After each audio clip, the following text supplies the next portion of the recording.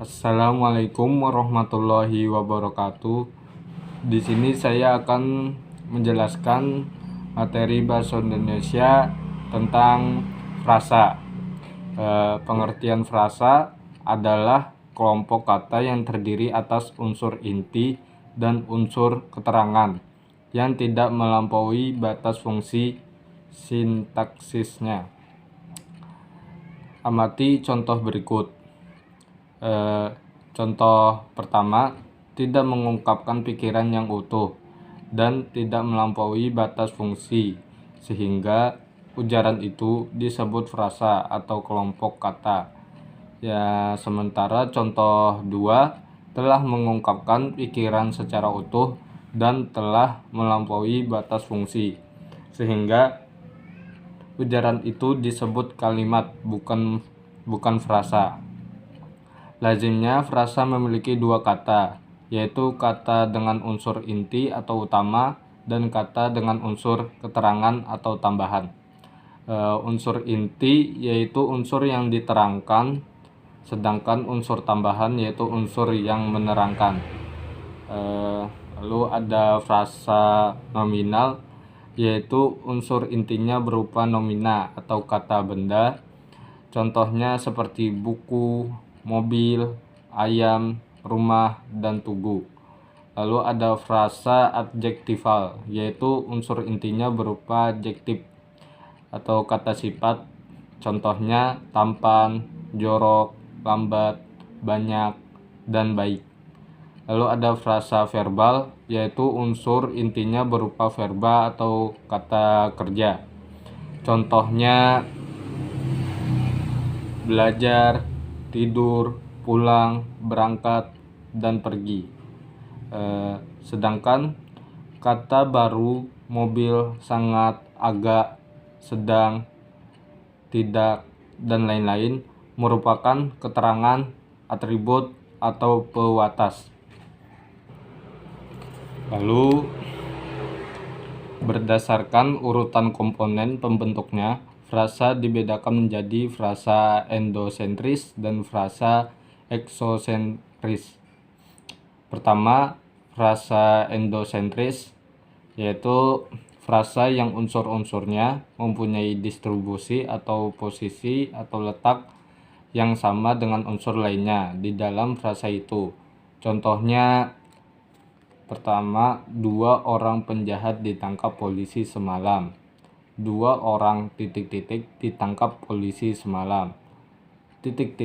penjahat ditangkap polisi semalam.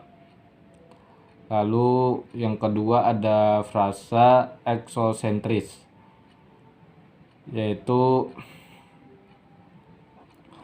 frasa yang lingkup distribusinya tidak sama dengan salah satu unsurnya, sehingga salah satu unsurnya tidak ada yang dapat menggantikan fungsi frasa tersebut.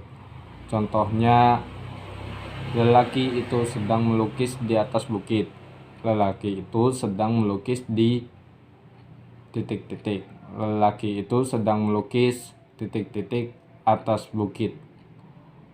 Dan contoh lainnya. Lalu berikutnya ada wujud frasa. Frasa dalam bahasa Indonesia dibedakan atas frasa verbal, frasa nominal, frasa adjektifal, frasa numeral, dan frasa preporsional. Frasa verbal ialah frasa yang berintikan verba atau kata kerja. Frasa nominal ialah frasa yang berintikan nomina atau kata benda. Lalu ada frasa adjektifal, ialah frasa yang berintikan adjektif atau kata sifat. Lalu ada frasa numeral, ialah frasa yang berintikan numeral, yaitu kata bilangan. Dan frasa preposisional, yaitu merupakan frasa yang berintikan preposisi atau kata depan. Contohnya ada di sini.